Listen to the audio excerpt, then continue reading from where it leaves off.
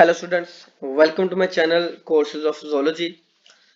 Students, आज के इस टॉपिक में हम बात करेंगे कैरेक्टरिस्टिक ऑफ फिशेस।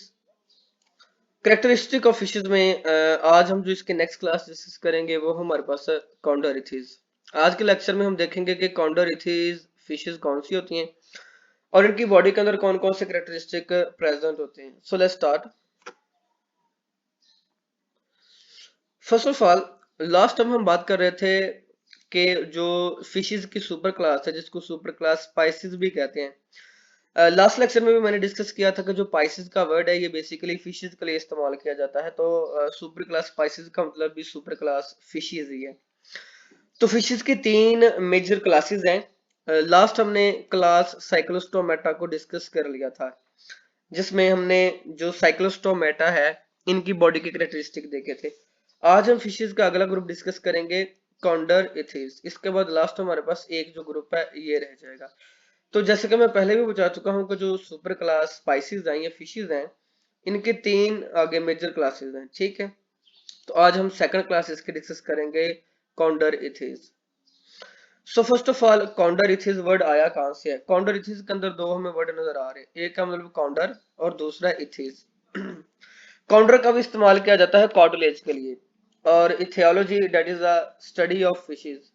जो इथिस का वर्ड है ये फिशेस के लिए बोला जाता है। So technically what are the chondrichthyes? The fishes that have skeleton of cartilage are called chondrichthyes. Basically ऐसी फिशेज जिनकी बॉडी का जो स्केलेटन है वो कार्टिलेज का बना होता है, उन फिशेज को हम कॉन्डोरिथिस कहते हैं। इनकी बॉडी के अंदर बोन एब्सेंट होती है, बोन्स मौजूद नहीं होती, बल्कि इनका जो स्केलेटन है वो कार्टिलेज की शक्ल में पाया जाता है। हम भी जो फिश खाते हैं अपनी डाइट के अंदर, तो उसके अंदर जो हमें कांटे, जो बारीक कांटे हमें नजर आते हैं, वो एक्चुअल में फिश का स्केलेटन होता है जो उसकी बॉडी को सपोर्ट और प्रोटेक्शन देता है और इसकी बॉडी को मोबिलिटी प्रोवाइड करता है। सो बेटा, ऐसी फिशेज जिनका स्केलेटन कार्टिलेज का बना होगा उनको हम कॉन्डोरिथिस कहते हैं। सो नेक्स्ट इनका करेक्टर है, बॉडी इज फ्यूजिफॉर्म और स्ट्रीमलाइन। बेटा, फ्यूजिफॉर्म और स्ट्रीमलाइन का मतलब ये है कि इनकी जो बॉडी होती है वो लॉन्गिट्यूडनल होती है, वो इस तरीके से लंबाई के रूप पे होती है।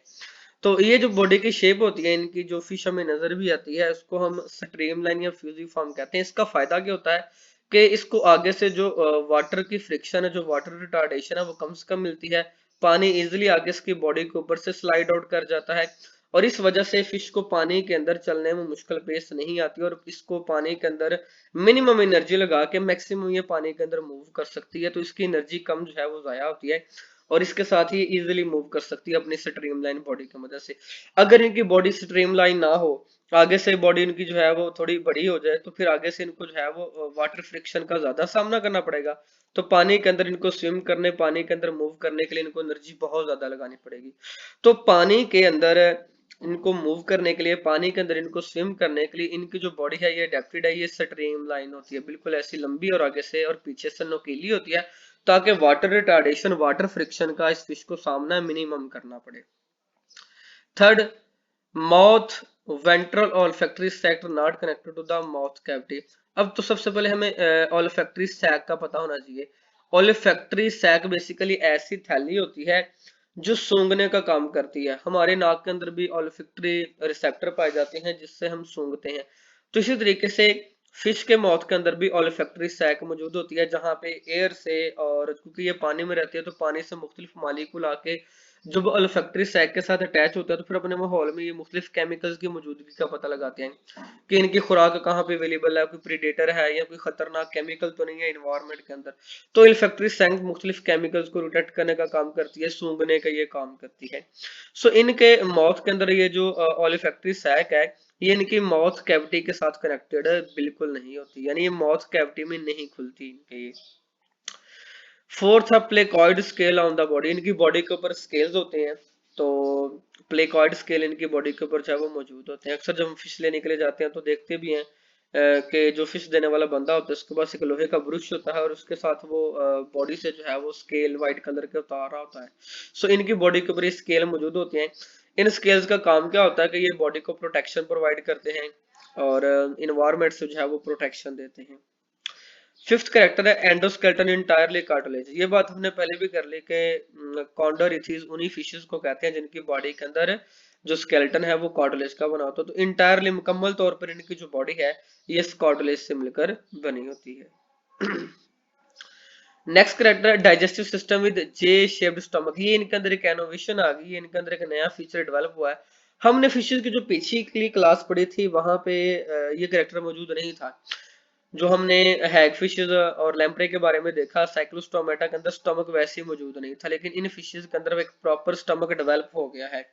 क्योंकि ये फिश जो है ये प्रॉपर कुछ कार्निवोरस होती हैं, कुछ हर्बीवोरस होती हैं, तो इन्होंने मुख्तलिफ जानवरों को खाना होता है और स्टमक के अंदर जाके फिर उस अपने खाने को, उस फूड को जो है ये डाइजेस्ट करते हैं। तो इनके अंदर प्रॉपर एक जे शेप स्टमक इनके अंदर मौजूद है। डाइजेस्टिव सिस्टम इनका मुकम्मल है, इनके अंदर प्रॉपर स्टमक मौजूद होगा।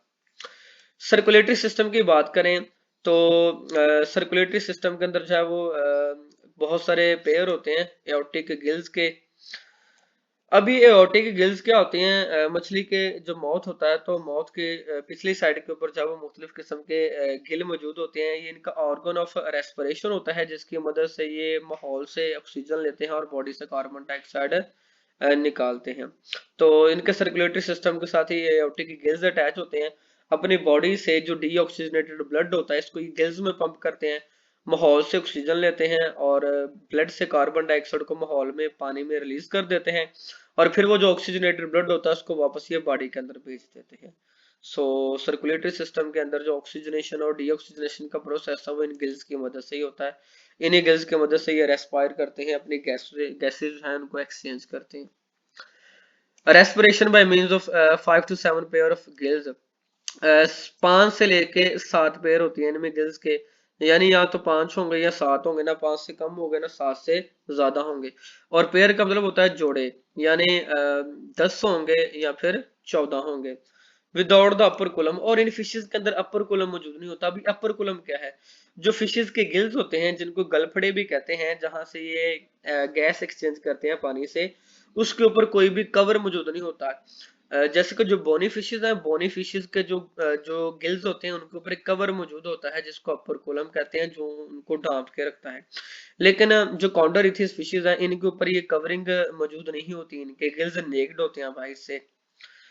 नोवा कैरेक्टर है नो स्विम ब्लैडर। इनकी बॉडी के अंदर स्विम ब्लैडर मौजूद नहीं होता। अक्सर हम बाहर से जब फिश बाय करने के लिए जाते हैं तो फिश वाला जब हमें उसका मीट बना के देता है तो हम देखते हैं कि उसकी बॉडी से एक व्हाइट कलर का कुछ ऐसा एक गुब्बारा निकलता है। हमने ठेले वालों के पास ऐसा गुब्बारा देखा भी होगा, व्हाइट कलर का, वो फिश की बॉडी से निकालते हैं। इस गुब्बारे को बेसिकली स्विम ब्लैडर कहते हैं। कॉन्डोरिथिस के अंदर ये मौजूद नहीं होता। इस स्विम ब्लैडर का काम क्या होता है, नाम से दे रहा है, ये इसके अंदर मुख्तलिफ गैसों को भर लेते हैं जैसे कि ऑक्सीजन वगैरह और नाइट्रोजन को। ये इसके अंदर इसको फिल कर लेते हैं। अब इसके अंदर जब इसमें गैसों को फिल कर देते हैं तो ये गैस इसको बुएंसी यानी तैरने में मदद देती है, बुएंसी रेगुलेट करती है। तो नाम से जरा स्विम ब्लैडर, ये एक ऐसा ब्लैडर है जिसमें मछलियां हवा को भर लेती हैं और मछलियां फिर इसकी मदद से आसानी के साथ पानी के अंदर तैर सकती हैं। तो कॉन्डोरिथिस के अंदर ये स्विम ब्लैडर मौजूद नहीं होता। ये बोनी फिशेस का कैरेक्टरिस्टिक है, तो बोनी फिशेस के अंदर ये मौजूद होता है। सेक्स की बात करें तो सेक्सेस इनके सेपरेट होते हैं, 2 in 1 नहीं होते। मेल और फीमेल जो है वो अलग अलग होते हैं। एक फिश या तो मेल होगी या फीमेल होगी। मेल और फीमेल दोनों एक फिश बॉडी के ऊपर मौजूद नहीं होंगे, तो इनके जो सेक्स है मेल और फीमेल ये डिफरेंट होते हैं। नेक्स्ट ज्यादातर जो है ये ओविपारस होते हैं और कुछ विविपारस भी हो सकते हैं।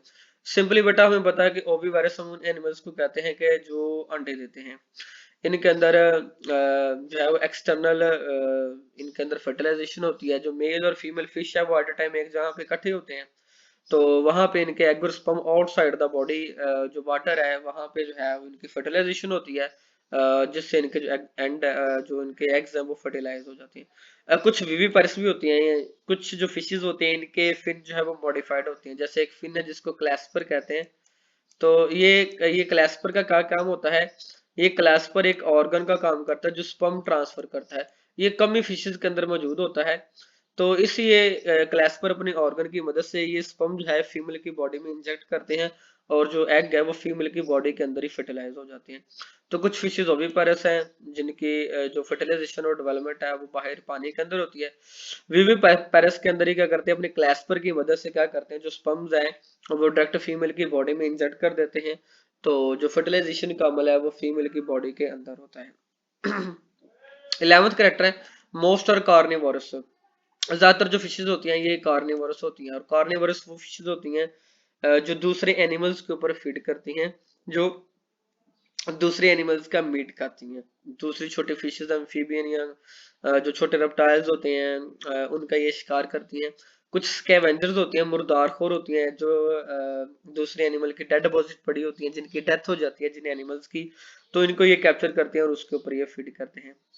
मौत की बात करें तो मौत इनका बैटेड मौत होता है, यानी काटने वाला मौत होता है। प्रॉपर जो है वो इनके लंबे दांत मौजूद होते हैं, नुकीले दांत होते हैं। क्योंकि हमने पहले बात कर ली कि ये कार्निवोर होते हैं, तो कार्निवोरस कैरेक्टर के लिए दूसरे एनिमल का शिकार करने के लिए इनका मौत स्ट्रांग होना चाहिए, ठीक है। उसके बाद next they have paired appendages. इनकी अपेंडिजेस पेयर की शक्ल में होती हैं, 2 होंगी, 4 होंगी या 8 होंगी, इस तरीके से। इनके जो फिन्स होते हैं वो पेयर की शक्ल में होती हैं, 2 आगे वाले होते हैं, 2 मीडियन होते हैं और 2 पीछे होते हैं, जिनको कॉडल फिन हम कहते हैं। तो ये पेयर की शक्ल में जो है वो मौजूद होते हैं, तो इनको पेयर्ड अपेंडिजेस भी कहते हैं, जो फिन इनके होते हैं। इसके एग्जाम्पल की बात करें तो उसके अंदर हमारे पास जितने भी स्कैट्स हैं और जितने भी रेस फिश हैं वो कॉन्डोरिथिस की एग्जाम्पल है। So students these are the some important characteristic of class chondrichthyes. So hope so that आपको ये कैरेक्टरिस्टिक क्लियर हो गए हों। इसके बाद हम अगली वीडियो के अंदर जो है वो नेक्स्ट आगे ओस्टिथिस की बात करेंगे। हमने साइक्लोस्टोमेटा के कैरेक्टर देख लिए हैं, कॉन्डोरिथिस की आज हमने डिस्कस कर लिए। अगले आने वाले लेक्चर में हम ओस्टिथिस हैं इनके कैरेक्टरिस्टिक को डिस्कस करेंगे। तो होप सो दैट आपको मेरी वीडियो पसंद आई हो। अगर मेरी वीडियो आपको पसंद आई हो तो मेरे चैनल को लाइक और सब्सक्राइब जरूर करें। Thank you so much.